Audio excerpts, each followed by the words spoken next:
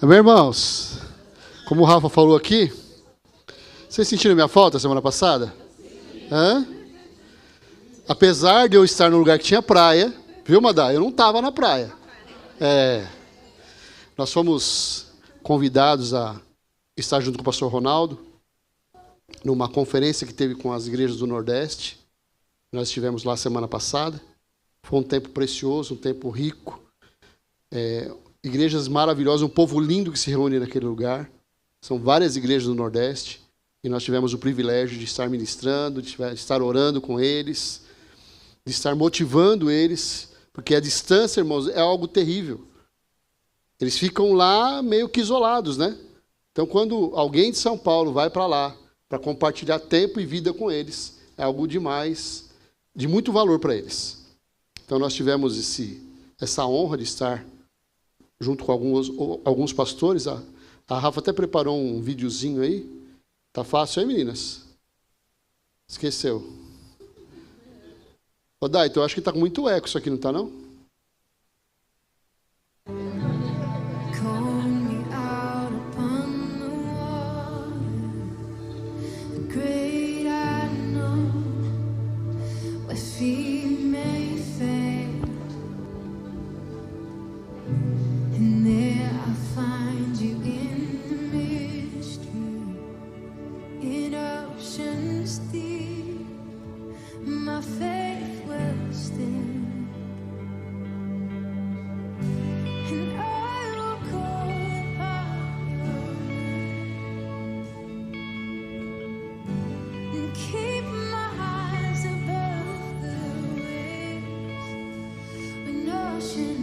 Amém.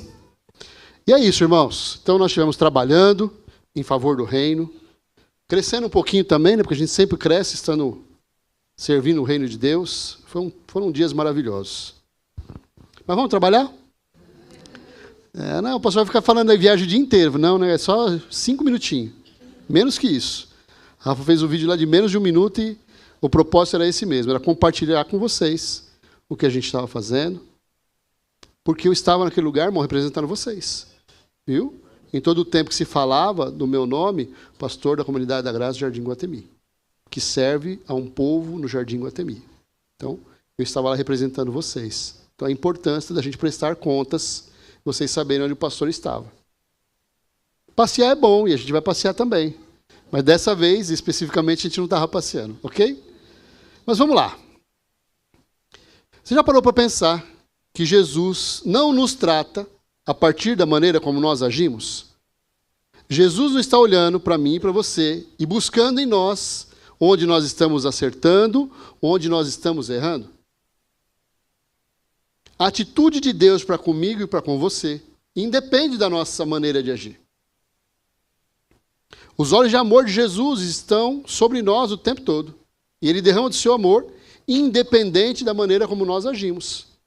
Se nós agimos bem, ótimo, nós recebemos. E quando nós não agimos tão bem assim, Deus se afasta de nós? Deus nos abandona? Ele escolheu nos amar, e isso independe de nós, é decisão dele. Isso não quer dizer que ele não tenha ciência de tudo que a gente faz. A gente precisa ter isso claro. Jesus desiste de mim? Ele me acusa? Não, mas ele está de olho em tudo que nós estamos fazendo. Os olhos do Senhor estão atentos a tudo que eu e vocês estamos fazendo. E também, se nós estamos fazendo com alegria ou por obrigação. Ou até para aparecer, irmãos. Tem gente que faz as coisas porque quer ser reconhecido, buscando mérito. E fica mais claro quando a gente medita sobre o texto que a gente vai compartilhar aqui hoje com vocês. Então eu queria que você pegasse sua Bíblia aí. Não sei se você usou semana passada, mas hoje você vai usar. Não sei se o Rafa usou texto bíblico aqui, ou se ele pregou só heresias. Eu sei que ele pregou a palavra de Deus. Abra lá em Lucas, capítulo 22, a partir do versículo 31. Nós vamos ver Jesus tratando com os seus discípulos, e a nossa mente vai abrir um pouquinho mais hoje, eu acredito, em relação àquilo que aconteceu naquele momento específico. Lucas 22, 21 diz assim: Mas aqui, Partilhando da mesa conosco está o homem que vai me trair. Pois foi determinado que o Filho do Homem deve morrer, mas que aflição espera aquele que o trair. Os discípulos perguntavam uns aos outros qual deles faria uma coisa dessas. Depois, começaram a discutir entre si qual deles era o mais importante. Jesus lhes disse: nesse mundo os reis e os grandes homens exercem poder sobre o povo. E, no entanto, são chamados de seus benfeitores. Entre vocês, porém, será diferente. Que o maior entre vocês ocupe a posição inferior, e o líder seja o servo. Quem é mais importante, o que está à mesa ou o que serve? Não é aquele que está à mesa, mas não aqui. Pois eu estou entre vocês como quem serve. Vocês permaneceram comigo durante meu tempo de provação. E assim como meu Pai me concedeu um reino, eu agora lhes concedo o direito de comer e beber à minha mesa no meu reino. Vocês se sentarão em tronos e julgarão as 12 tribos de Israel. Então o Senhor disse: Simão, Simão, Satanás pediu para peneirar cada um de vocês como trigo. Contudo, supliquei em oração por você, Simão, para que a sua fé não vacile. Portanto, quando tiver se arrependido e voltado para mim, fortaleça seus irmãos. Pedro disse: Senhor, estou pronto a ir para a prisão e até morrer ao seu lado. Jesus, porém, respondeu: Pedro, vou lhe dizer uma coisa. Hoje, antes que o galo cante, você negará 3 vezes que me conhece. Até aí. Quantos deuses, irmãos, são adorados na igreja? Incluindo as nossas igrejas evangélicas, incluindo a nossa comunidade da graça. Quantos deuses nós permitimos que entrem no nosso coração, que entrem na nossa mente, e que não são o verdadeiro Deus? Essa pergunta pode até parecer estranha, pensando que nós somos cristãos, que nós somos servos de Deus, mas infelizmente isso acontece com muita frequência. Quando a gente começa a adorar um conceito de Deus, em vez de adorarmos o próprio Deus. A gente não sabe quem Deus é, a gente não leu a Bíblia. Nós não fomos levados a conhecer quem o Senhor é. Mas a gente acha que sabe. E a gente vem para cá, domingo após domingo, com esse sentimento no coração de que eu estou indo para adorar o Senhor. O Deus que nós adoramos é muitas vezes uma ideia que a gente criou dele. E se essa ideia estiver errada, a gente vai estar se relacionando com uma imagem distorcida e não com o verdadeiro Deus.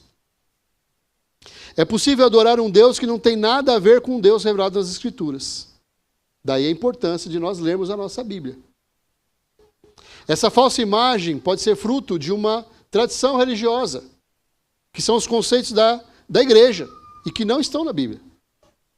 Tem muita coisa dentro das igrejas evangélicas e não evangélicas que não são bíblicas, irmãos. Quando eu me converti, se você não fosse de terno para a igreja, você estava em pecado. Se a mulher não usasse saia, ela não tinha se convertido ainda. A gente encontra isso na Bíblia? Não. Na Bíblia não tem nem terno. E também não fala dos vestidos das mulheres. Naquela época não se usava calça. Nem os homens. Também pode ser resultado da cultura. Dependendo do lugar que nós estamos, do país onde nós estamos, tem as práticas do país. Também tem as opiniões pessoais, os costumes familiares, do tipo, na minha família nós cremos assim. Aqui na minha casa a gente crê assim. Da maneira que a gente decidiu crer. E essas práticas podem nos levar a uma caricatura, a uma falsa imagem de Deus. A gente pode estar servindo a um Deus que não é o Senhor. Diante disso, a pergunta fundamental é: qual é a verdade que precisamos conhecer sobre Deus? Que tipo de Deus nós estamos adorando? Que imagem nós temos a respeito dele? Esse Deus que nós reverenciamos é o verdadeiro Deus? Muitos têm dificuldade de ver a Deus como ele realmente é. E para conhecer a Deus, irmãos, a gente precisa olhar para Jesus. Jesus aponta para Deus nas Escrituras. Ele é a revelação suprema do Pai. E fora de Cristo, nós vamos ter uma imagem que não é a do verdadeiro Deus. Muitas vezes a gente começa a ler a nossa Bíblia, lá no Antigo Testamento. E talvez você se identifique com isso. E a gente tem uma impressão que Deus é um homem duro. Nossa, Deus é bravo demais. Ele não tem misericórdia de nada nem de ninguém. Ele não perdoa. E a gente começa a servir a Deus por medo. E quando a gente conhece Jesus, a maneira que ele agiu, e ele dizendo que ele reflete o Pai, a gente vê que não é nada disso. Felipe pede para Jesus, lá em João 14, 8 e 9. Felipe disse: Senhor, mostre-nos o Pai, e ficaremos satisfeitos. Jesus respondeu: Felipe, estive com vocês todo esse tempo, e você ainda não sabe quem eu sou? Quem me vê, vê o Pai. Então, por que me pede para mostrar o Pai? Onde eu encontro a presença de Deus? Em Jesus. E Hebreus, lá no capítulo 1, versículo 1, diz assim: Por muito tempo Deus falou várias vezes e de diversas maneiras a nossos antepassados por meio dos profetas. E agora, nesses últimos dias, ele nos falou por meio do Filho, o qual ele designou como herdeiro de todas as coisas e por meio de quem criou o universo. Jesus aqui na terra era uma forma corpórea da plenitude de Deus. Ele veio para mostrar para nós, na forma de homem, quem é Deus. Jesus é a essência de Deus. Ele é a imagem exata do Deus invisível. Assim, para não criar um falso Deus, nós precisamos conhecer Jesus. E conheceremos melhor a Jesus, especialmente nos momentos mais intensos da sua vida. Quando ele estava com os discípulos antes de ser preso. Quando que você está mais sensível? Quando é que você revela a sua verdadeira identidade? Não são nos momentos de luta? Não são nesses momentos que você se aproxima de Deus e fala: Senhor, eu não sei mais o que fazer. Agora precisa vir algo da parte do Senhor para me ajudar a continuar. Senão eu vou desistir. Esse momento na vida de Jesus também aconteceu. Como Jesus lida com essa hora tão difícil. Como ele trata os seus discípulos diante da traição, da negação, da fraqueza deles. Quando a gente vê como Jesus lidou com ele, a gente entende como Deus lida com a gente. O caráter de Deus se revela plenamente em Jesus. O conhecimento de Deus nos transforma. E transforma a maneira como a gente vive e como a gente se relaciona. Com Ele e com as pessoas. E aqui está um desafio. O modo como Deus lida conosco é o modo como devemos lidar com os outros. Deus tem sido misericordioso com você? Sim ou não? E você tem sido misericordioso com as pessoas? Deus te perdoou? E você tem perdoado as pessoas? Quase todo mundo, pastor. Tem uns encardidos aí que é difícil, né? Não é assim? Eu até falo que perdoei, pastor, mas lá no fundo, eu perdoei coisa nenhuma. Se Jesus, conhecendo as falhas dos discípulos, escolheu amá-los e perdoá-los e caminhar com eles, então uma pergunta para mim e para você. Como é que a gente deve lidar com as pessoas? Vamos tentar explorar aqui 4 pontos de como a gente deve lidar com as pessoas. Tentar pensar. Dentro da caixinha de Jesus. Dentro da maneira que Jesus pensou e olhou para as pessoas. E talvez a gente consiga se colocar naquele lugar e olhar para fora de uma forma diferente. Ok? Primeira coisa que a gente vai aprender. Que nós devemos lidar com as pessoas com paciência, ternura e cuidado. E não precisa falar para mim, eu sei que é difícil. Tratou todo mundo com amor é difícil, né, irmãos? Tem uns que dá vontade de dar pelo menos um croquinho na cabeça, não dá? Você também é assim?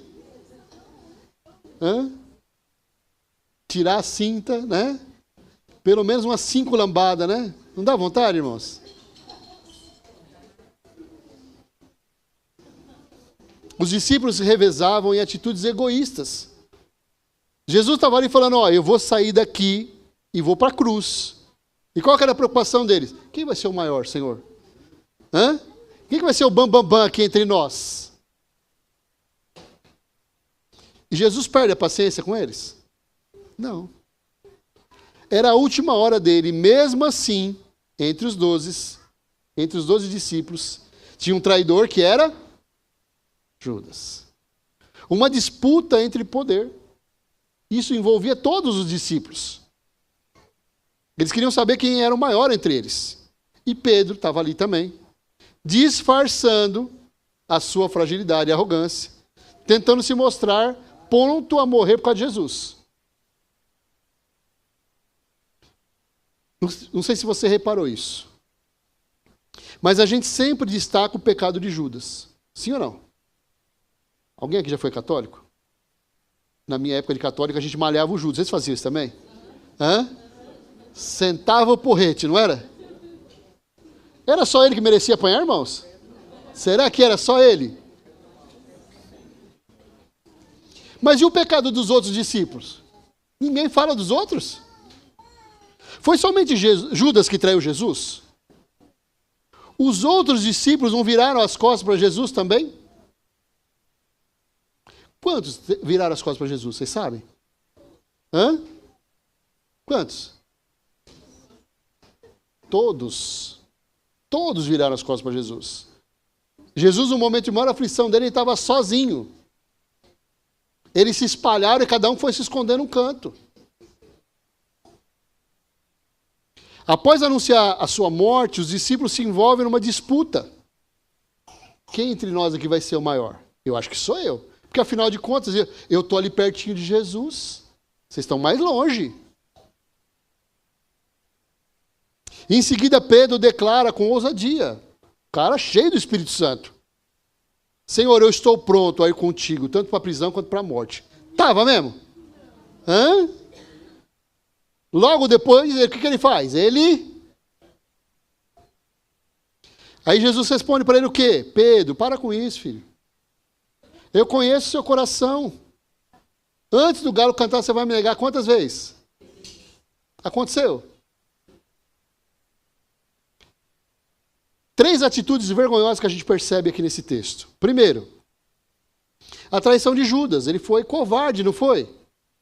Ele foi alguém que virou as costas para aquele que mostrou o reino de Deus para ele.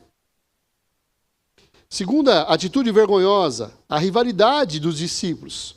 O desejo de poder e autoridade humanos, irmãos. E muitas vezes a gente vê isso dentro da igreja.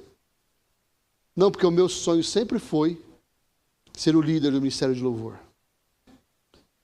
Deus já me mostrou que eu deveria estar liderando o ministério infantil. Deus me chamou para ser missionário.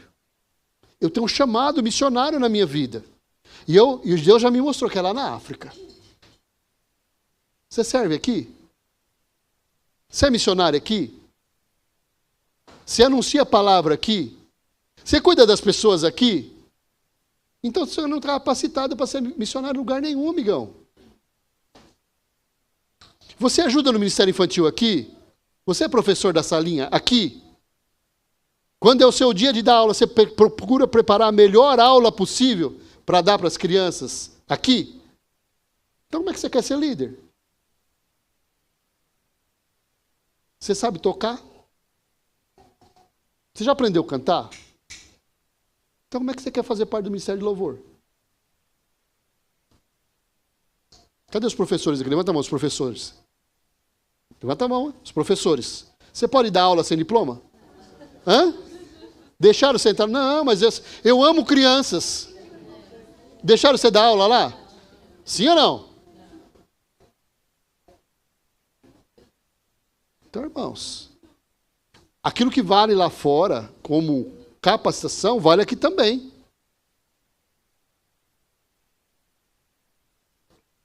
Terceira atitude vergonhosa, a presunção de Pedro. Eles se achavam mais espiritual de todos, irmãos. Entre os discípulos aqui, ó, entre nós 12, eu sou o cara. Eu sou aquele que está disposto a dar a vida por Jesus. Estava mesmo. Quando se esperava nobreza, surgiu o quê? Mesquinharia. Quando se esperava coragem, houve o quê? Covardia. Onde deveria haver humildade, houve disputa e arrogância. Resumindo, irmãos, todos erraram. A gente sempre lembra de Judas, mas todos eles erraram. É assim o coração humano. Mas, para nossa surpresa, Jesus permanece paciente com eles. Mesmo sabendo que a morte dele estava próxima, Jesus revela ternura e cuidado. Essa é uma das verdades mais constrangedoras para o meu e para o seu coração. Apesar das nossas falhas, que se parece muito com a deles, viu, irmãos? Cristo continua amando cada um de nós e sonhando com a gente. Você sabia disso? Tem gente que se eu sentar para conversar hoje vai dizer, pastor, eu não tenho sonho nenhum. Os meus sonhos estão mortos.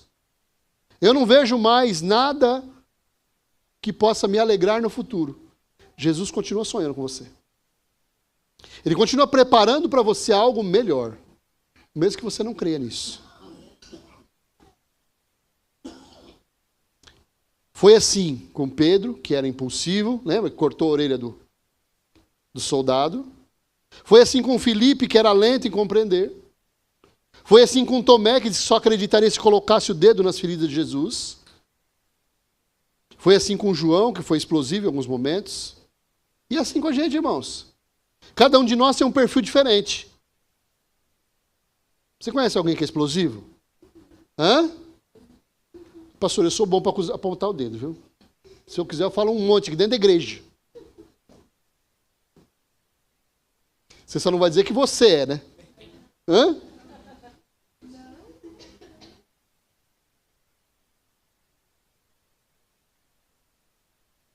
Até o discípulo amado negou Jesus. Você sabe quem é o discípulo amado?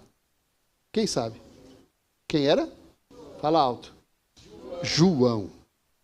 E sabe quem disse que ele era o discípulo amado? Vocês sabem? Ele mesmo. Está lá em João 19, 26. Pastor, então ele era bem mentirosinho, né? Hã? Ele era arrogante, não era não? O que vocês acham? Eu sou o discípulo amado. Aquele que repousa no ombro de Jesus. Não, irmãos, não foi arrogância, não. Era como ele se sentia. Ele se sentia tão amado que ele se tratava, quando ele ia falar dele mesmo, ele dizia, o discípulo que recebeu todo o amor de Jesus. Será que a gente pode dizer isso de nós? Hã? Já que você não pode dizer de você, fale para o seu irmão, você é um discípulo amado. Mesmo sendo nervosinho.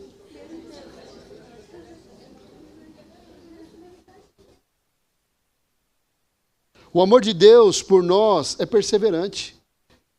Apesar das minhas falhas, apesar das minhas mancadas, Deus continua olhando para mim com olhos de amor. Jesus sabia que ia ser traído. Ele sabia que os discípulos disputavam entre si.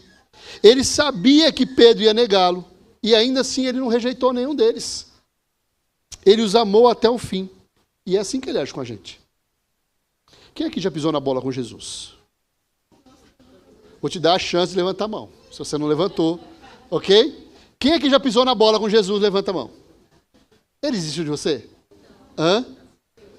Quando você vai lá, com a sua cara de pau todinha, dobra o seu joelhinho e vai falar com ele, o que acontece? Ele te ouve e te atende, não é? Se estamos aqui é porque o Senhor não nos abandonou. Mas agora nós precisamos imitar a atitude de Jesus. Quem conhece gente difícil aí? Não precisa nem falar de você. Você não é difícil, tá? Você é legal. Quem conhece gente muito difícil de lidar aí? Levanta a mão. Como é que você tem que lidar com essas pessoas? Hã? Modelo de Jesus. Com amor.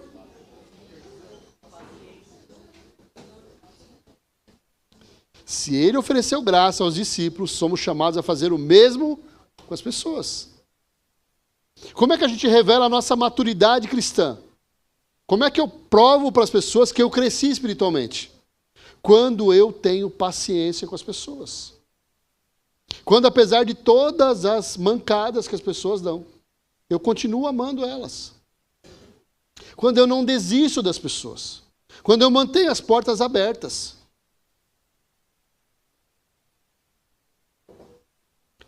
Relacionamentos saudáveis exigem paciência com a fraqueza do outro.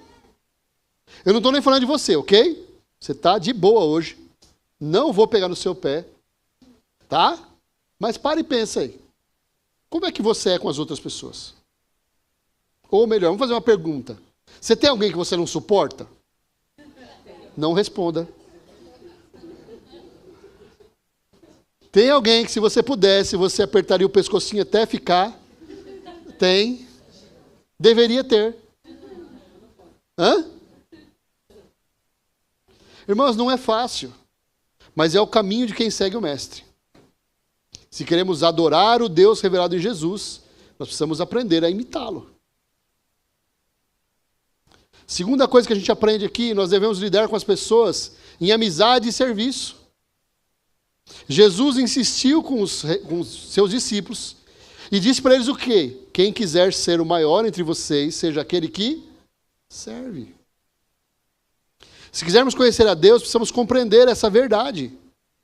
Muitos veem a Deus como um soberano, distante e enérgico. Não, Deus está lá, Deus não está aqui, Deus está lá no céu. Longe de mim, ele é bravo, hein? Um ditador. Se o cara fechar o olho, ele começa a ver Deus lançando raios, assim, ó, que nem aquele filme do... Sabe? Da Marvel lá. Mas Jesus desconstrói essa visão, quando ele diz: os reis das nações dominam sobre elas. E os que exercem autoridade sobre elas são chamados benfeitores. Mas vocês não serão assim. Ao contrário. O maior entre vocês deverá ser como o mais jovem, e aquele que governa como o que serve. Pois quem é maior? O que está à mesa ou o que serve? Entre nós, o que serve. Quem é o maior? Aquele que dá ordens ou aquele que tem o coração disposto a estar ao lado das pessoas, a curar as suas feridas e a ajudá-las a avançar? A parte mais fácil de ser pastor, irmãos, é pregar. A parte mais difícil é lidar com vocês. Quem acha que é encardido aí? Levanta a mão. Oh. Os outros não são, não. Vocês perceberam que são vocês, né? Os outros são tudo bonzinhos, irmãos. Como diria meu amigo Pedro, é 1002. De 0 a 10, 1002. No reino de Deus, o maior é o que serve. O servo não se define por títulos, mas por atitudes. Ele não está ali para convencer alguém que ele é bom. Ele faz porque ele tem que fazer. E ser servo de Deus é mais difícil ainda. Nós fazemos porque temos que fazer e ainda temos que fazer com amor. Ok? Então, líderes de G100, que tem um encardido lá no seu G100. Cadê os líderes de G100? Levanta a mão aí. Esses camaradas aí. Se você tem um encardido lá no seu G100, além de você, né? Além de você, você precisa ter paciência com ele. E precisa olhar espiritualmente e ver ele melhor do que você. Esse camarada vai ser muito melhor do que eu. Ele vai dar muito mais frutos do que eu. Ele vai avançar muito mais do que eu. E é difícil. Tem dia que o líder está orando lá. Senhor, traz todos os meus irmãos para o G100 hoje. Mas aquele lá, se faltar, não tem problema não, viu, Jesus? Ele atrapalha demais, né, Jesus? Ele tira a minha paciência. Tem dia que eu começo até a gaguejar na hora de falar, tanto que ele me irrita. Então, se ele puder faltar, não tem problema não, viu, Jesus? Muda a sua oração, irmão. Ele pode ser o cara mais produtivo na sua célula. Amanhã ele pode ser o seu líder. Porque, no geral, aqueles que dão mais fruto são aqueles que deram mais trabalho. Então, olha para você e pensa aí, você deu muito trabalho? Então, você pode dar muito fruto. Quem vai ser mais grato? Aquele que foi pouco perdoado ou aquele que foi muito perdoado? Tem isso na Bíblia, não tem? Quem é que é mais grato? Aquele que foi muito perdoado. Então, se você era ruinzinho, né, Davi? Você deu muito trabalho. Se você irritou muito, você pode dar muito fruto também. Como alguém já disse, quem não vive para servir, não serve para viver. Jesus não veio para ser servido, mas para servir e dar a sua vida em resgate de muitos. Mateus 20, 28. Nós precisamos imitar Jesus. Precisamos aprender a valorizar o que Deus valoriza. O que Deus valoriza, irmãos? Vocês sabem? O que Deus valoriza? Mais alto. Cadê os corajosos? Vai? Hã? O que é que Deus valoriza? Pessoas. Pessoas. Servir no reino de Deus não é uma tarefa de bastidor, mas o próprio centro da vida, junto com Jesus. Tem gente que fala assim, não, pastor, eu faço qualquer coisa, desde que precisa subir nesse negócio aí em cima. Eu também dizia isso, sabia, irmãos? Eu ajudo em o que precisar, desde que eu não preciso subir aqui. O que Deus tem preparado para nós? É o que a gente quer ou o que Ele nos capacitou a fazer?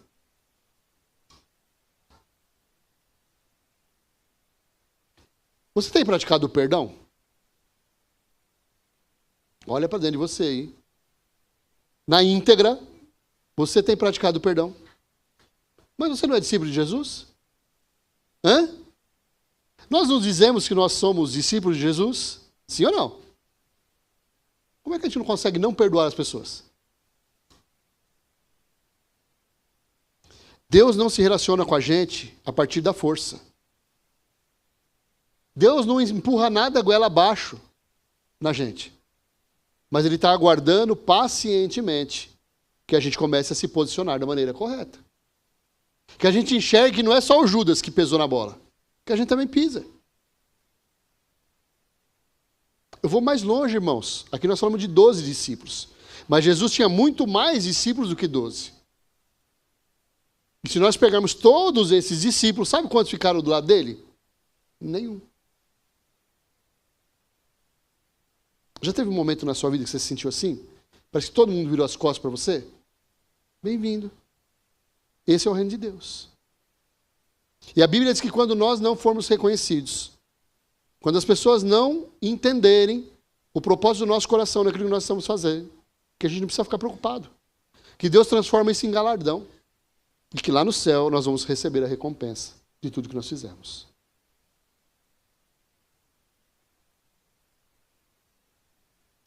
Relacionamentos cristãos são construídos com base na autoridade. A gente se relaciona com vocês, entre nós aqui, através do cargo que a gente tem. Não, você precisa falar baixo comigo, eu sou pastor dessa igreja, viu, amigão? Baixa a bola. Aham. Aí o líder fala, você não me honra, você não me respeita. É assim que funciona? Ou a gente caminha junto? A gente anda junto como irmãos de Cristo, Jesus. O maior precisa ser aquele que serve. Nós construímos relacionamentos através do serviço, através de ouvir as pessoas, através de perdoar as pessoas e caminhando juntos, irmãos. O que Jesus fez com aqueles 12 homens? Ele trouxe para junto do seu convívio e andou com eles durante 3 anos. Como é bom andar junto. Você anda junto com alguém aqui da igreja? Você caminha junto com alguém aqui da igreja? Você tem amigos nesse lugar? Porque se você não tiver, você vai embora. Nós fomos convidados a fazer parte de uma família espiritual. Essa viagem para mim foi importantíssima. Eu percebi que eu estava longe dos meus irmãos pastores, que fazem parte da nossa região. E nós já combinamos tomar café junto, sair para bater papo junto. Precisa. Você precisa fazer isso com os irmãos da sua célula. O amigo precisa convidar a gente para lá comer picanha na casa dele, irmãos. Quem aceitaria um convite do Hamilton para ir comer picanha na casa dele? Levanta a mão. Aí, irmão Hamilton. As pessoas te amam, cara. Tem interesse nenhum nisso, não. A gente só quer estar junto com você. Se não tiver picanha, a gente vai do mesmo jeito. Para tomar um copo d'água. Viu? Por quê, irmãos? Porque é bom estar junto. É bom bater papo. Eu fui na sua casa e você me deu picanha. Mas foi bom, não foi? É. Nós precisamos ser como Jesus. Precisamos assumir a posição de servos. Não por obrigação, mas por amor. Com humildade, com alegria. É assim que Deus nos trata. E é assim que a gente precisa tratar uns aos outros. Terceira coisa que a gente aprende aqui. Devemos lidar com as pessoas por modelo. Jesus foi modelo para nós e é até hoje. Tem muitas situações na minha vida e na sua que a gente pergunta, como é que Jesus agiria aqui? Porque eu sei como eu estou com vontade de agir. Por mim, eu já chuto tudo, resolvo na pancada e vou sair felizão. Como é que Jesus resolveria? Jesus convoca aqueles homens para perpetuar aqui na terra o mesmo ambiente que ele promoveu enquanto estava com eles. Olha, do mesmo jeito que eu fiz, façam vocês também. Aqueles homens tinham caminhado com Jesus e visto as suas vitórias e também as suas dores. Jesus não mostrou ser alguém superior, mas alguém igual a eles. Isso é bom, irmãos. Quer ganhar alguém para Jesus?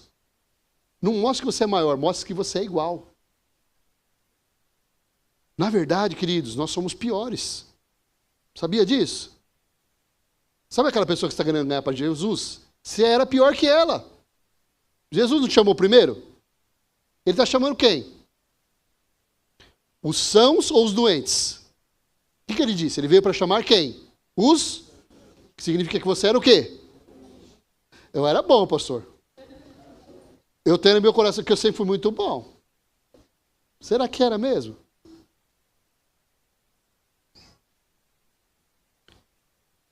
Infelizmente, o cristianismo nos nossos dias está associado a poder, a glória, a ostentação, a vantagens, que nada tem a ver com o reino de Deus. O que a gente tem visto e ouvido aí, vem aqui conhecer o templo que eu fiz. O templo que eu fiz é perfeito, igual o de Davi, igual o que Salomão fez. Vocês vão ver, vocês vão ficar impactados com a beleza daquilo que eu fiz.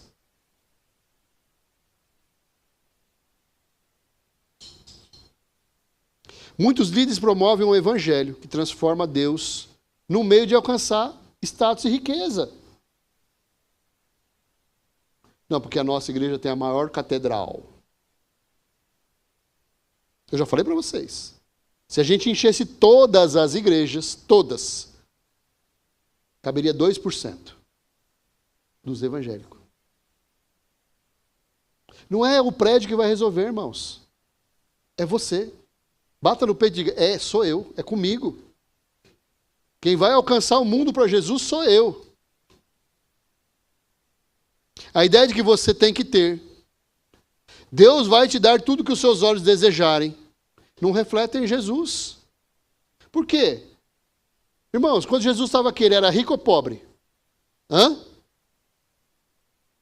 Ele andava de cavalo ou a pé? Porque cavalo tinha, não tinha? Cavalo tinha. Ele andava de cavalo ou a pé? O modelo de rei que ele revelou é um rei de palácios ou um rei de estribaria? Aí a gente, não, porque eu vim para a igreja, eu preciso dar testemunho de vitória. Eu quero subir aqui e contar, eu vim para essa igreja, eu tinha um Palio, mas agora eu tenho um carro importado elétrico. Porque Deus me deu. Deus está preocupado com isso? Você consegue imaginar Deus? Não, eu preciso mover aqui os anjos para que o Sandro consiga comprar um carro importado elétrico, porque ele precisa. A vida dele não vai ser a mesma se ele tiver um carro desse. Não dá nada, irmãos. Não estou dizendo que você não possa ter, você pode ter, eu também posso ter. Mas o valor não está nisso. Se o Senhor voltasse hoje certamente ele se espantaria com o tipo de mensagem que em seu nome tem sido pregada. Sim ou não? Hã? Muitos líderes se tornaram mercadores da fé. As igrejas são consumistas, irmão. Nós somos consumistas.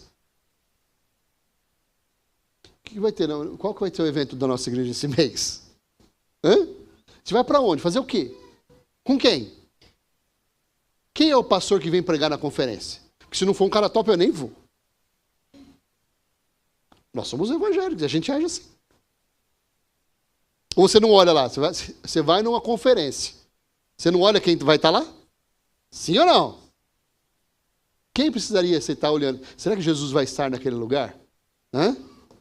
Não, eu estou querendo saber se o Luciano Subirá vai, se o Cláudio Duarte vai, não é?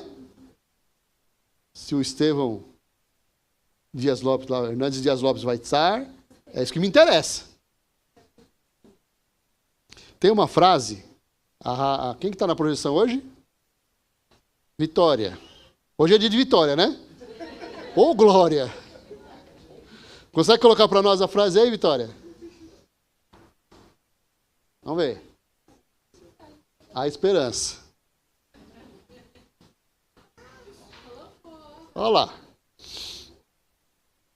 Leonard Ravenhill diz assim: se Jesus tivesse pregado a mesma mensagem que muitos pregadores hoje anunciam, ele nunca teria sido crucificado. Faz sentido, irmãos? Hã? Você veio aqui para vencer. Você é um vitorioso Jesus. As portas vão se abrir para você. Você já é perfeito. Quem ia perseguir um cara desse? Hã? Acho que nem os muçulmanos, né? Nem os muçulmanos iam ficar contrariados com ele. Jesus não morreu na cruz para te dar uma casa nova, irmãos. Jesus não morreu na cruz para te dar um carro novo. Jesus não morreu na cruz para deixar sua conta recheadinha. Ah, se eu tenho um orgulho da minha conta quando eu olho e vejo lá aquele monte de dinheiro. Você acha que Jesus morreu por causa disso? Hein, Giovana? Foi por isso que ele morreu? Agora que eu comprei esse iPhone 18, agora Jesus deve estar orgulhoso de mim. Em 2035 eu acabo de pagar. Vai ser rapidinho. Mas Jesus deve estar olhando para mim. Esse meu filho, ele tem testemunho. Será que é isso que Deus está pensando de nós? Será que é isso que ele está buscando na nossa vida? A verdadeira prosperidade do Evangelho é outra, irmãos. É fé, amor, humildade, paciência, mansidão, obediência, os frutos do Espírito, lá de Gálatas. O que Deus está esperando de mim e de você são esses, é essa colheita. É que você se disponha a mudar o seu jeitinho de ser. A gente reconhece que a gente era encardido, sim ou não? A gente reconhece que a gente ainda é encardido? Hã? Não, porque eu tenho melhorado muito, pastor. Eu, particularmente, eu percebo em mim, não é em mim, é em mim, que eu estou assim, mais bom a cada dia. Sabe? Eu venho aqui na igreja hoje, já oro. Eu estou entregando o meu dízimo, porque eu vi na televisão que quem entrega dízimo vai para o céu. Tem um monte de dizimista para cair para o inferno, viu, irmãos? Cuidado. Cuidado. Faça isso, mas não deixe de fazer aquilo. Lembra que Jesus disse? Eu preciso ser fiel naquilo que eu faço, mas eu preciso me lembrar de olhar para o meu irmão. Eu preciso me lembrar de cuidar bem da minha esposa. Viu, maridos? Eu não vou nem perguntar para a esposa de vocês. Se eu perguntar assim, ó, quem o marido não está tratando muito bem esses dias? Eu não perguntei, não. Não pode baixar a mão aí. Vocês também, viu, meninas? Se eu perguntar aqui, maridos, quem a esposa tem tratado mal nesses dias? Vai ter gente que vai levantar a mão. Vocês estão rindo, jovens? Se eu perguntar para o pai de vocês... Hã? Se eu perguntar para o líder de vocês, qual tem sido o comportamento dessas crianças? Será que não vai ter reclamação nenhuma? Olha para mim aqui. As nossas desculpas, elas valem? Valem. Elas valem. Eu tenho certeza que quando vocês vão para o discipulado, vocês têm desculpa para tudo que faz, não tem? Agora a pergunta que não quer calar. Essas nossas desculpas, elas vão valer para Jesus?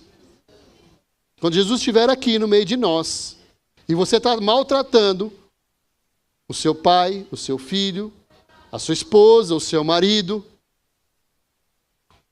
vai funcionar com Jesus? Cuidado. Jesus nos chama para continuar o que ele começou. Jesus deu o pontapé inicial ali, irmãos. Ele pegou 12 homens improváveis. Nenhum ali era provável. Todos eram improváveis. É ou não é? O que esperar no anúncio do evangelho de um cara que é pescador? De um cara que é cobrador de impostos, que é ladrão? Foi na mão desses caras que Jesus confiou o seu reino. Sim ou não? É nas suas mãos que Jesus tem confiado o reino dele. Mas eu não tenho condições, pastor. Eu sou pior do que pescador, não sei nem pescar.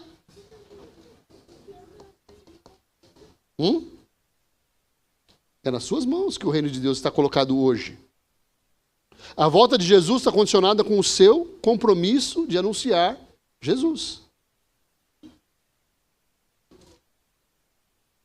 A missão da igreja é reproduzir no nosso tempo o mesmo tipo de vida que Jesus viveu. A igreja não devia vir aqui, irmãos, e falar para você o seguinte: Deus vai te dar tudo o que você quer.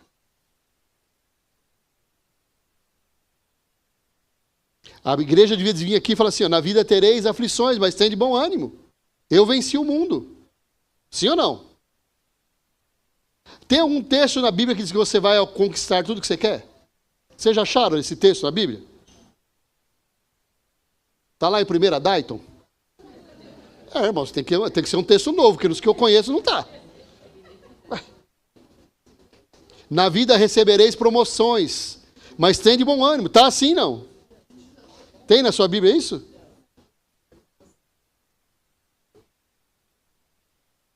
Mas tem de bom ânimo, porque muitas ainda virão. Nós temos sido levados a criar uma expectativa em relação a Deus, que está ligada com esse mundo, queridos. Sim ou não? Sendo que a promessa de Deus é para esse mundo? É para o outro. Quantas vezes a gente tem ouvido nas pregações que a gente ouve que nós não devemos andar preocupados com o que a gente alcançou ou com o que a gente perdeu aqui? A gente ouve isso lá na internet? Você não tem que andar preocupado com o que você ganhou ou com o que você perdeu aqui. Você tem que andar preocupado com o que você vai ganhar quando chegar lá. Aqui é temporário. Lá é eterno. Aqui é por um breve momento. Lá é por toda a eternidade. E a gente está com os olhos postos aqui. E a igreja tem contribuído para a gente fazer isso.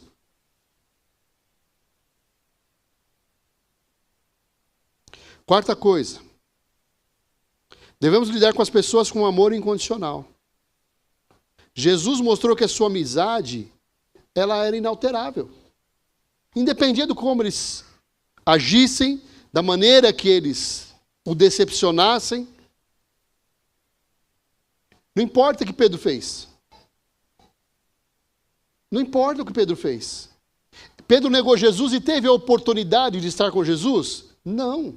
Jesus foi para a cruz e morreu. Quando Jesus volta, o que ele faz? Trocar uma ideia, Pedro. Cheguei. Tu me amas? Lembra? Lembra desse texto? Ele não falou, não, o cara não fez nada até agora, ele que se vire. Ele não podia fazer? Ele fez? Cheguei, Pedro. Você me ama mesmo? É aquela história de você chegar para a pessoa, tá tudo bem? O que a pessoa responde para você? Tá tudo bem. Por quê? Você perguntou sem querer saber, e ela respondeu para encerrar o assunto, sim ou não? Quando você pergunta a segunda vez, ela já fica reflexiva, sim ou não? Poxa, ele está perguntando a segunda vez. Por que será que ele está perguntando? Está querendo saber da minha vida? Fofoqueiro? Hã? Ué, o que ele tem a ver com a minha vida? Se você perguntar uma terceira vez, você está bem mesmo, querido? As coisas aparecem. São métodos que a gente pode usar para ajudar as pessoas. Quando a gente pensa em Judas, a gente tende a julgá-lo e a sermos severos com ele. Mas a gente não pode esquecer que os outros discípulos também fracassaram. Ainda assim, Jesus não desistiu deles. E vamos ser sinceros, irmãos, Jesus não desistiu nem dele. Nem dele Jesus desistiu. A despeito das atitudes decepcionantes deles, Jesus continua amando aqueles homens. Cada um deles. Jesus sabia separar o erro da pessoa.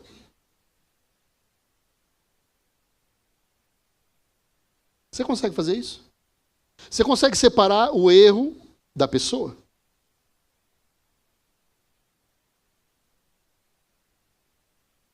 O meu filho é terrível. E é verdade, irmãos. Ele realmente é terrível. Ele tem muitos defeitos. Mas ele tem qualidades que outros não têm. O seu filho também é assim?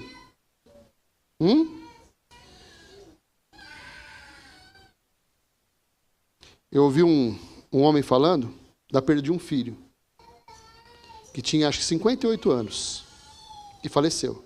E era especial.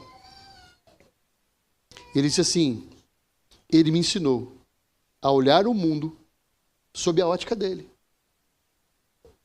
Uma ótica que não tem maldade, uma ótica que perdoa, uma ótica que ama. O meu filho era muito melhor do que eu sou. Sabe quem falou isso? Jô Soares. Você joga lá na internet e procura lá. Então, queridos, cada um de nós tem qualidades especiais. Esse seu irmão que é difícil de lidar, ele também tem qualidades especiais. E você precisa buscar e encontrá-las. Quando é que eu desisto de um casamento? Você sabe quando é que eu desisto de um casamento? Quando eu olho e falo assim, não vai mudar. É ruim demais. Não tem expectativa. Só que quando eu chego nesse momento, eu só estou vendo defeito. Eu já não enxergo mais as qualidades. Quando é que eu saio da igreja? Quando eu olho para aquele povo que me ama, que é a minha família, e eu enxergo neles pessoas que não fazem mais parte daqueles que me amam. Eu não me sinto amado. E não importa o quanto as pessoas me amem. Eu desisti de ver o lado bom das coisas. Eu escolhi me achar rejeitado. Eu escolhi olhar para aquele povo de Deus e achar que só eu sou de Deus. Você entende isso?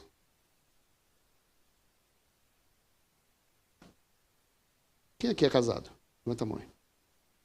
Vocês já brigaram alguma vez? Hã? Quem brigou só uma vez, levanta a mão. Baixar a minha bem baixinho aqui. Por quê, irmãos? Porque o convívio das pessoas próximas, ela gera atrito. Onde é que nós vamos ter atrito dentro da igreja? Dentro do nosso GC. É lá que a gente vai ter. É lá que as pessoas estão perto da gente. É lá que as pessoas conhecem a gente. Mas também é lá que as pessoas vão estar perto da gente nos momentos de luta. É as pessoas do seu GC que vão no hospital te visitar. É as pessoas do seu GC que vão na sua casa, quando você falta no GC, e fala, poxa, aconteceu alguma coisa, ele não falta, vamos lá ver o que está acontecendo. Você entende isso? Eu e você, nós precisamos escolher olhar as qualidades. E elas existem. Se elas não existissem, você não tinha escolhido. Ainda que você escolheu, você falou, não, o caso da Cátia, eu vou ficar com o Zé porque é bonito. Ela pensou nisso, irmãos. O tempo passou, né?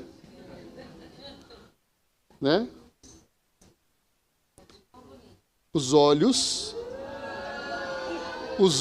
da gente, eles escolhem como vão enxergar as coisas e as pessoas. Você conhece uma pessoa muito bonita que você não tem prazer nenhum em estar perto dela? Conhece? Você conhece uma pessoa que as pessoas acham feia, mas que é bom demais estar perto dela? A beleza não está ligada só à aparência.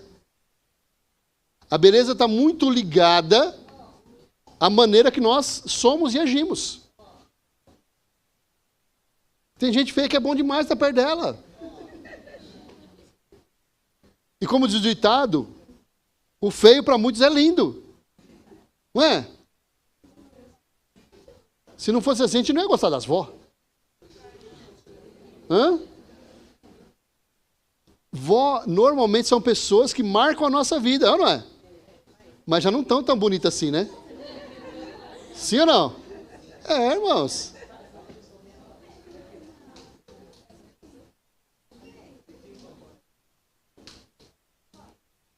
Jesus não está buscando em nós perfeição. Ele está buscando santidade. Pastor, eu não sou santo. Aliás, não tem nenhum santo com o meu nome. Ser santo, irmãos, não é nunca errar, mas é viver consciente de que se é amado por Deus e que esse amor nos transforma todos os dias. Ser santo é escolher agir da maneira correta. Ser santo é ouvir a voz do Espírito Santo. Ele tem falado com vocês? Tudo que o Espírito Santo fala a gente quer ouvir? Claro que não, né? Tem coisa que a gente prefere fazer do nosso jeito. Afinal de contas, nós estudamos para isso, né, Fernanda? Hã? A gente sabe fazer as coisas, mano. A gente está ligado no negócio. Jesus não joga os erros de Pedro na sua cara. Ele só pergunta, tu me amas?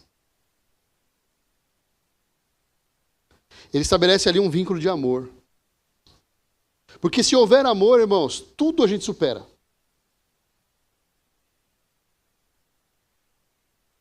Quando vem a doença, é difícil? Muito difícil. Quando vem o desemprego, é difícil? Muito difícil. Quando vem a depressão, quem já passou por depressão aqui? Levanta a mão aí. É horrível, não é? Sim ou não? É muito difícil, irmãos. Mas saber que tem alguém do nosso lado faz toda a diferença. Sim ou não?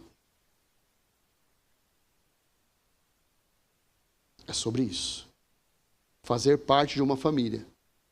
É conviver com pessoas que não vão desistir da gente, independente dos nossos erros.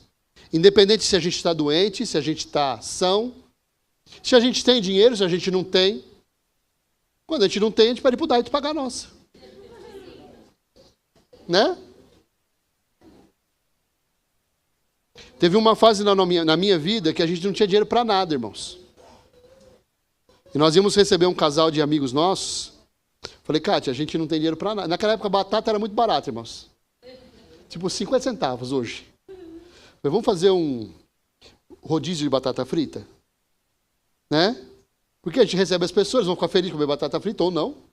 Vão sair daqui com cheio de óleo, né? Mas, assim, é o que a gente pode oferecer. E a gente fez lá uma... Pra vocês terem uma ideia, era numa forma de bolo, irmãos, que a batata ia colocando. Tão pouco que tinha. E todas as vezes que a gente se encontra... Lembra aquele dia da batata frita? É bom, né?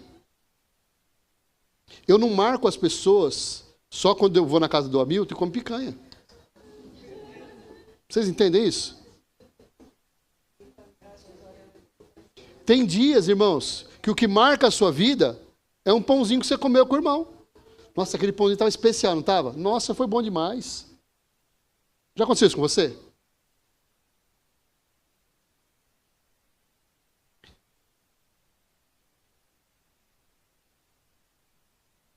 O salmista declarou assim: deleito-me em fazer a sua vontade, ó Deus meu. Sim, a tua lei está dentro do meu coração. Quanto mais rigor religioso, quanto mais a gente se apega às tradições da igreja, mais hipócrita a gente acaba sendo. Por que Jesus chamou de hipócrita os fariseus e os saduceus dos dias dele? Que eram os senhores da lei. Porque eles estavam presos à letra e não tinham nenhuma atitude de amor. Aliás, se você não sabe, eu te contar um segredo para você. Foram esses caras que pediram para crucificar Jesus. Eles conheciam tanto a palavra e não tinham vivência nenhuma. Não tinha prática nenhuma. Nós precisamos ouvir a palavra aqui no domingo e, durante a semana, praticar essa palavra. Porque a pessoa que mais conhece a palavra, você sabe quem que é, irmãos? Ah, Edir Macedo. Não. Luciano Subirá. Não. Hernandes Dias Lopes. Não, o diabo. O cara que mais conhece a palavra é o diabo. E ele vai para onde, queridos? Você quer ir com ele? Nem eu. Percebe? A fé sem obras, ela é morta. Deus não está esperando de mim e de você uma performance. Ele quer de nós uma vida de entrega. Incondicional. Eu não sei o que Deus quer fazer, mas eu estou aqui. Essa semana uma pessoa me ligou e falou assim, minha filha vai casar e eu não tenho habilitação para fazer o casamento civil. Ela falou para chamar você. Eu falei, tá bom, a gente vai. Só que o cara é pastor. Não importa, irmãos. Não importa se você é membro do G100 e tem um líder lá. Você foi desafiado a fazer alguma coisa? Faça. Eu sei que você é membro aqui do nosso G100, mas você pode compartilhar algo que Deus trouxe ao seu coração? Posso. Certo, jovens? O Daito vai fazer isso com vocês a partir da semana que vem. Combinado, Daito? Queridos. Como é que a gente aprende a fazer uma coisa? Fazendo, não é? Mulheres, você faz bolo? Quem faz bolo aqui? Mulheres, quem faz bolo aqui? O primeiro bolo seu, como é que foi? Fala a verdade. Hã? O primeiro bolo que você fez. Foi sofrido ou não foi? Tinha que comer pela fé ou não tinha? Hã?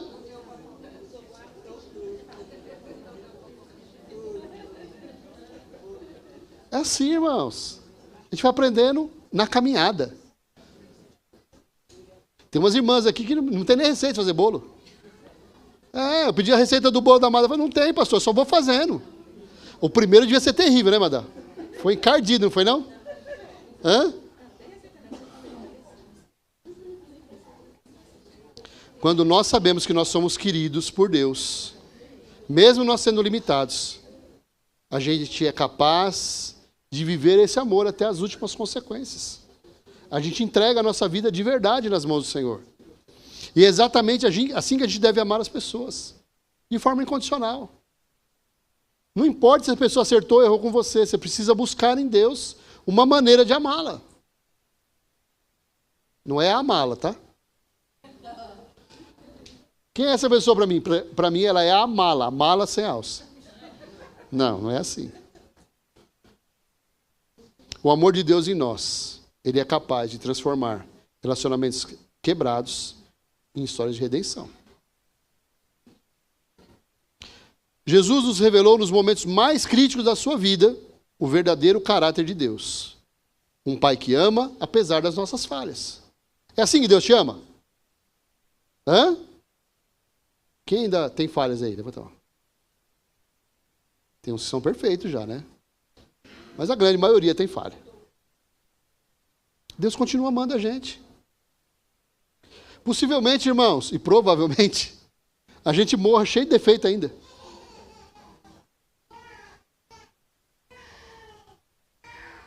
A verdadeira adoração vai além de rituais. É viver como ele viveu.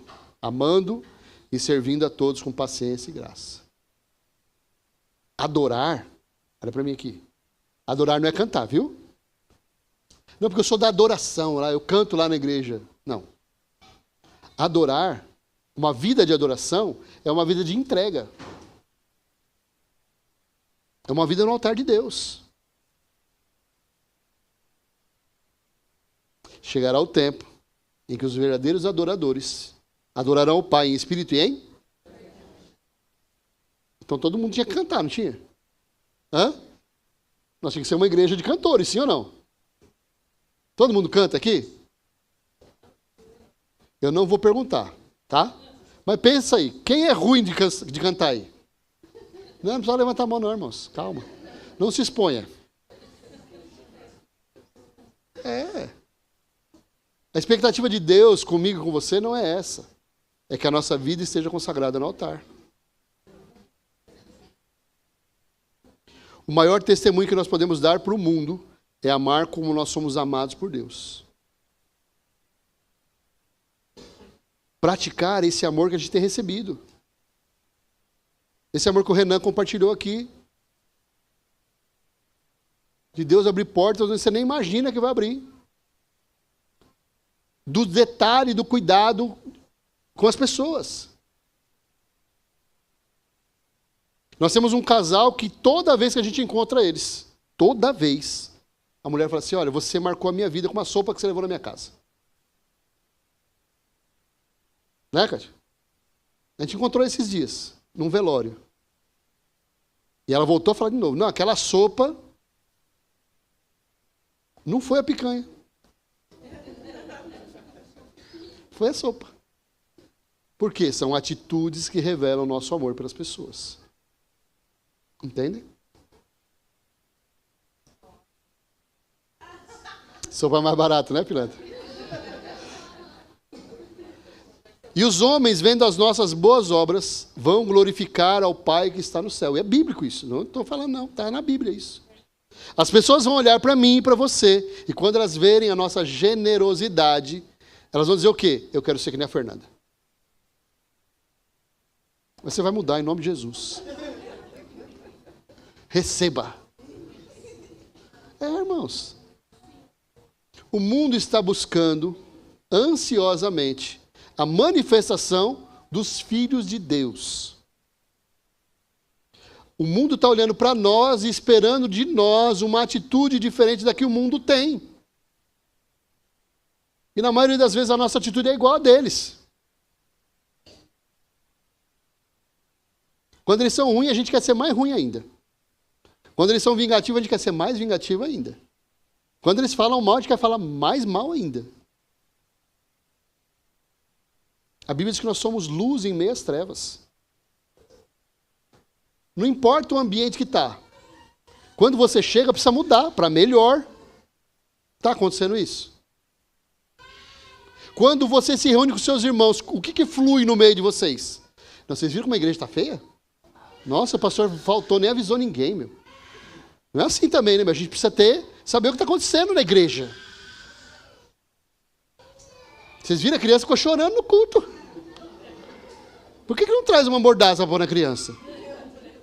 Irmãos. As nossas conversas edificam ou destroem? Elas aproximam ou afastam as pessoas? Elas atraem ou traz repulsa no coração das pessoas? As pessoas gostam de estar perto de você? Olha lá. Lá no seu trabalho, as pessoas gostam de estar perto de você? Fica de pé no seu lugar.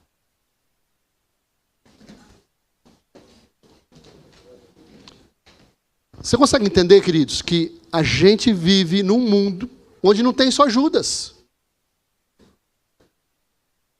Tem Pedro também, que pisou na bola. Tem os outros discípulos que também pisaram na bola. Só que quando Jesus partiu, o que aconteceu? Esses caras revolucionaram o mundo, sim ou não? Hã? Nós somos resultado do evangelho pregado por quem? Por esses caras. Por esses encardidos aí. Como você, como eu. Certo, seu Mike? Os caras talvez sejam menos ruins que você. Ele sabia pescar. Você sabe pescar? Então.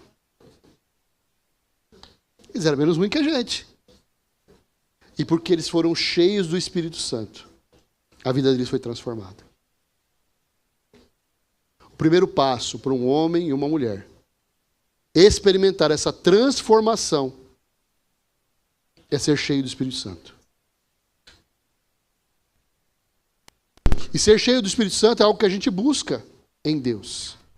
Quando nós aceitamos Jesus, o Espírito vem habitar em nós. Mas ele ter voz na nossa vida, ele falar com palavras audíveis ao nosso ouvido, é algo que a gente precisa provocar.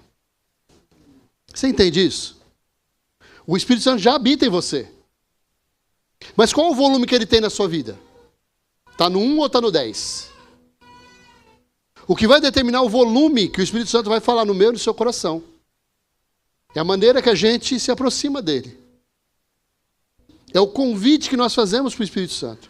É a liberdade que nós damos para ele, porque Deus é educado.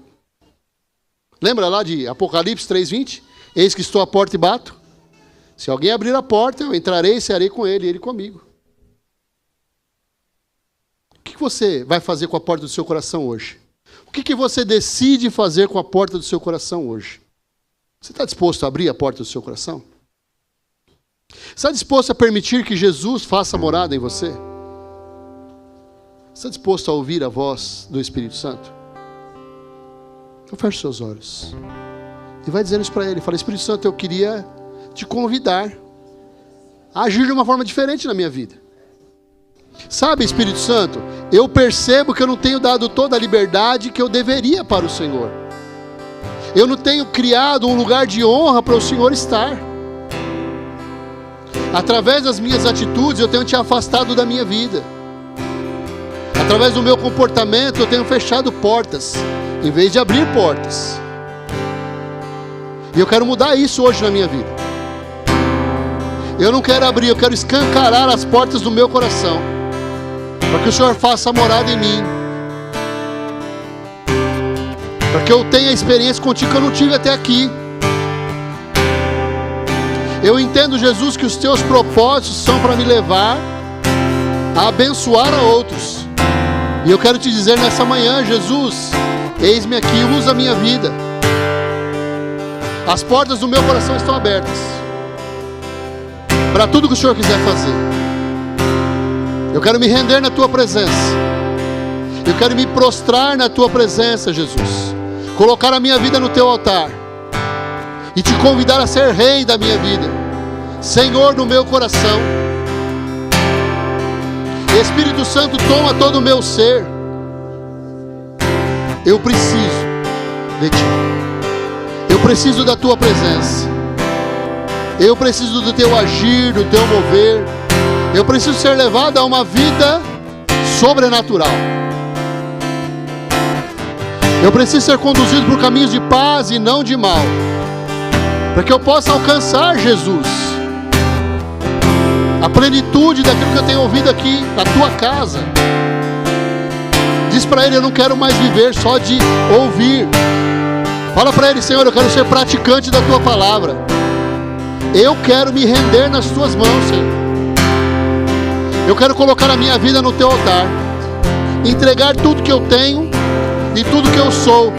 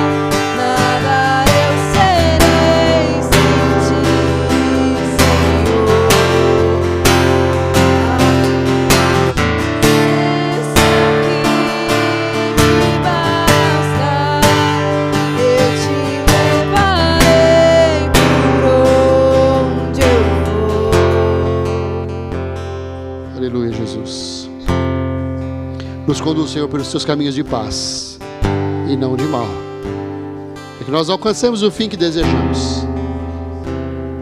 Eu entendo, Pai, que quando nós oramos, clamando mais da tua presença, é a oração que agrada o teu coração.